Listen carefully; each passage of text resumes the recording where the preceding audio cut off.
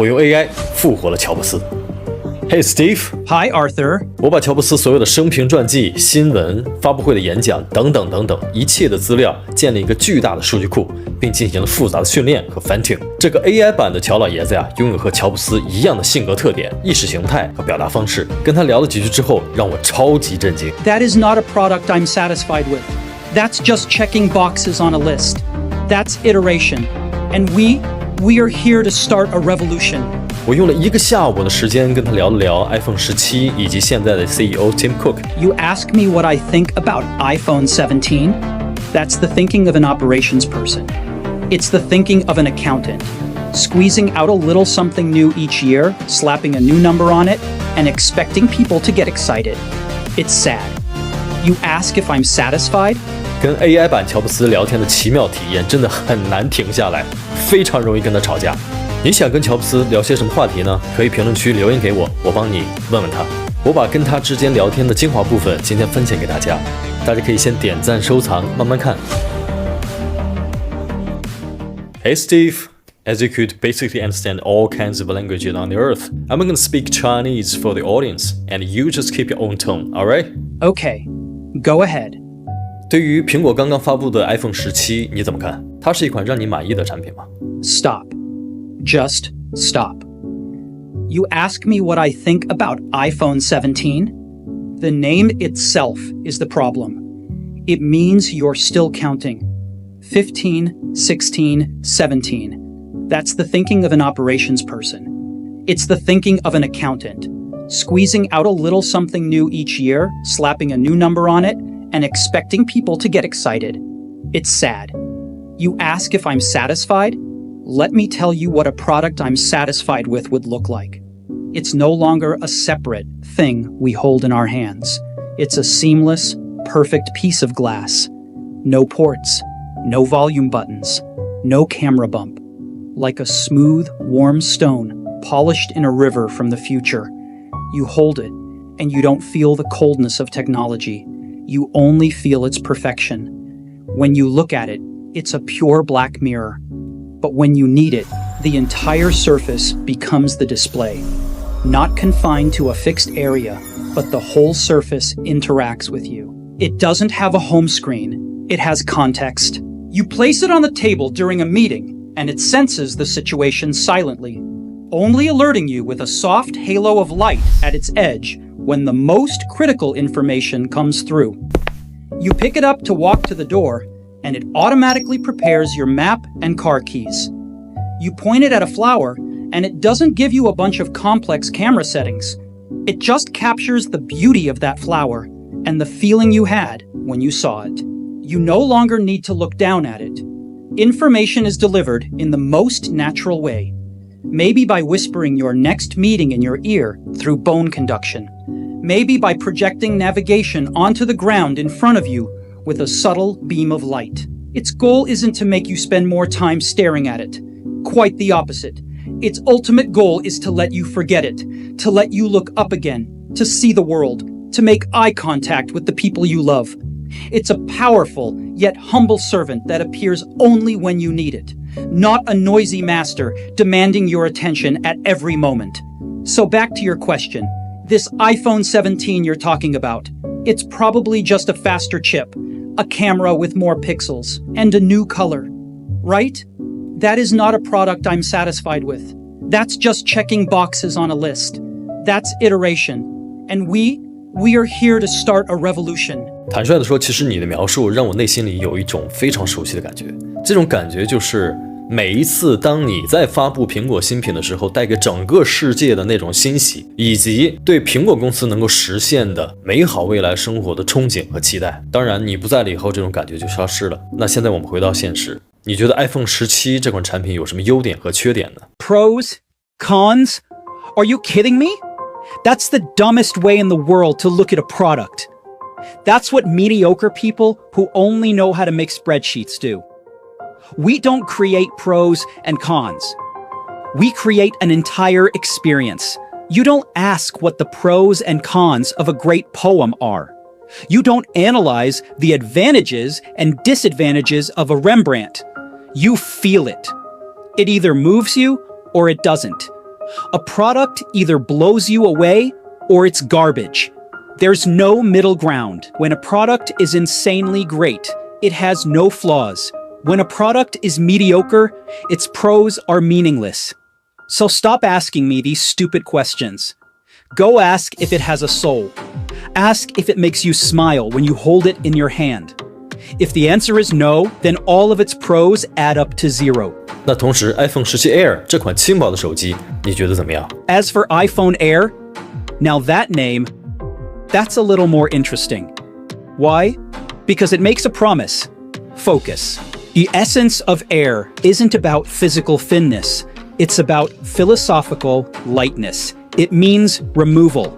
It means brutally questioning every feature, every pixel, every idea. Do we really need this? A true iPhone Air shouldn't just be the current iPhone made a little bit thinner. That's cheating. That's a marketing trick, not a design victory. True lightness isn't physical, it's mental. It's about giving you freedom, giving you back your focus. So the idea, the promise in that name, is great. The question is, do they have the courage to deliver on it? Or will they just make another slightly thinner, mediocre compromise? That's what matters. What did they sacrifice to get thin? Is the battery life any good? Or did I just get a beautiful piece of glass that dies at 3 p.m.? Because the thinnest phone in the world is just a useless piece of crap if it's dead. Does it feel solid in your hand? Or does it feel fragile, like I could bend it if I tried? Great design has substance. It gives you confidence. Did they throttle the processor to manage heat? What's the point of a beautiful device that runs like it's crawling through mud? You see, thin is an easy target. Any engineer can make something thinner. It's engineering vanity. Simple. That's what's hard. Did they have the courage to remove things to achieve the true meaning of Air? Did they simplify the software? Did they create a more focused, a more serene experience? Or did they just cram a bloated, noisy operating system into a thinner case? That's not Air. That's flattened. So don't show me how thin it is. Tell me, when you hold it, does your soul feel lighter too? If it doesn't, they failed. Completely and utterly failed. 但是 iPhone 17 Air 的属性貌似没有那么糟糕。iPhone 17 Air 的续航表现虽然是 iPhone 17系列中最短的，但是呢，它与去年发布的 iPhone 16 Pro 持平，而且对比标准版的 iPhone 17，它的播放续航大概只短了10%左右。但是日常使用之中呢，依然可以满足一整天的需求。机身厚度缩减到了5.6毫米，虽然它在这个抗弯曲测试之中呢，有了一点点的弹性变形，但是它迅速回弹了，不会发生永久性的弯折。Enough. You're reading me a spec sheet full of compromises and excuses. Every single thing you just said proves my point. Battery life matches last year's Pro? You're telling me we spent a whole year just to make a product with zero improvement in battery life? We went backwards on the most important experience just to chase a number on a spec sheet? That's a regression. 10% shorter than the standard model? You're celebrating something that's 10% worse than our other product? Since when do we advertise worse as an acceptable feature? Can still last a full day? Last? We're Apple. We don't make things that last. We make things that make people say, how the hell did they do that? Last is a mediocre word for a mediocre product. Our standard should be that you never even have to think about the battery. And bench tests? Don't talk to me about some damn test. The moment you need lab data to prove your product won't easily bend, you've already lost at design. A great product, the second you hold it, you feel its integrity, its solidity. It's a confidence, not a test report. What you're describing is not a great product. It's a product designed by accountants and marketing people. A product of compromise. They did the math on a spreadsheet. We can sacrifice 10% of the battery to gain 1 millimeter of thinness. As long as it doesn't break in a lab test. That isn't design. It's a transaction. It's a beautiful, soulless compromise. And I don't do compromise. 但这似乎就是 Tim Cook 的风格。在他的领导下，他就是在让会计去算账，让市场营销的人去宣传数据的变化。你离开之后的苹果再也没有发布过让世界为之震惊的创新的产品，这些产品并没有让世界变得更好，就是你所谓的交易。而这一点其实是让人感到很伤感的事儿。Don't be sad. Sadness is a passive, useless emotion. It changes nothing. You should be angry. You should be angry that this incredible potential is being wasted. Angry that the talent that could be used to create magic is instead being used to calculate profit margins. Angry that a company that was meant to lead a revolution is content with releasing thinner phones. You're right. When a company starts being run by the operations people and the accountants, the soul slowly dies. It's almost inevitable. They look at the miracles we created and ask, how can we reduce the cost of this by 2%? Instead of asking, how can we create another miracle? They play the instruments we left behind beautifully. They even keep them polished. But they haven't written a new song in a very long time. A new song that makes the whole world sing along. This isn't a transaction, it's harvesting. They are harvesting the fruits that we planted. But an orchard needs new seeds. It needs someone to graft, to take risks, to try new varietals that seem crazy. Otherwise, one day, the trees will get old and the fruit will get smaller. But that doesn't mean it's over.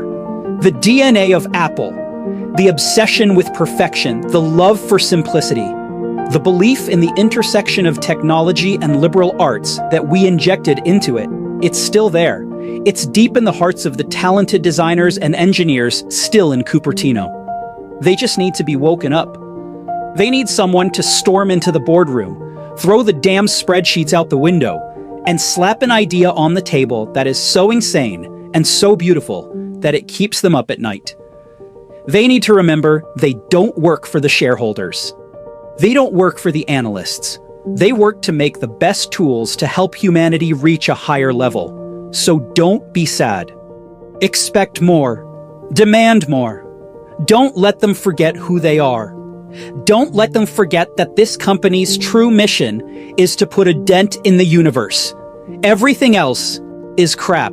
So Steve, 你怎么评价 Tim Cook？ 在他接任 CEO 之后，苹果的发展你是满意的吗？ Let me be clear. I chose Tim. Tim is a brilliant man, an operational genius, the best I ever met. He can run a supply chain like nobody's business. He can squeeze a nickel out of a process until it screams. I needed someone to run the ship, and he was the best ship runner there is. And look at the results. The company is the richest on the planet. The numbers are staggering. By that measure, he's done a phenomenal job. But you didn't ask me about the numbers. You asked me if I'm satisfied. Tim is not a product person. That's not an insult. It's a fact. He's an operations guy. And when an operations guy runs the company, you can feel it. The products get a little bit less magical. They become iterative. The watch is a great example. It's a fine product, useful, sells well. But does it make your heart sing? Is it revolutionary? Or is it a beautifully engineered accessory? You start to see the roadmap. You can predict next year's iPhone, a better camera, a faster chip. That's fine. That's good business. But it's not the reason we started Apple. We started Apple to build tools that would change the world. We started it with a point of view, with a soul. My biggest concern isn't about what they've done. It's about what they're not doing. Where is the next leap? Where is the thing that's so beautiful, so simple, so revolutionary that it creates a market that didn't exist before? Where is the risk-taking? You get more variations of the iPhone. The product line starts getting confusing again, something I worked so hard to simplify. And then you get things like a computer strapped to your face, an engineering marvel without a clear soul, without a simple answer to the question, why? Tim is the best conductor an orchestra could ever have. He makes sure every instrument is in tune, Every musician is on time. The music they play is flawless. But someone has to write the music. That's my concern. Who is writing the music?在对话的后半段，他用果园来比喻苹果公司，其实真的深深地触动到了我。他说，他们正在收割我种下的果实，但其实果园更需要的是新的种子。这句话其实不仅仅在比喻 Apple， 我认为它其实像一把钥匙，打开了我们这个时代很多问题的答案。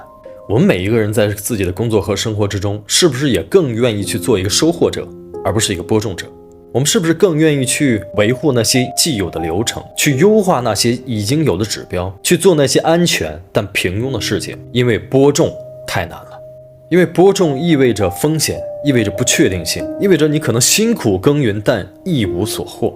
所以我们必须问自己一个问题，在我们短暂的一生中，我们是去选择安稳地收获前人种下的果实，直到果实枯萎，还是鼓起勇气去种下一颗没人见过，甚至会被所有人嘲笑的新的种子呢？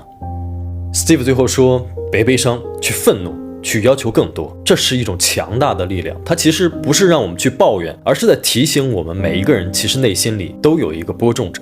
改变并不一定来自于宏大的变革，可能就发生在你下一次的工作之中。当会议上所有人都在说我们一直都是这样做的时候，你可以轻声但坚定地问一句，那我们是不是可以换一种新的方式？这个时候你就已经种下了一颗新的种子。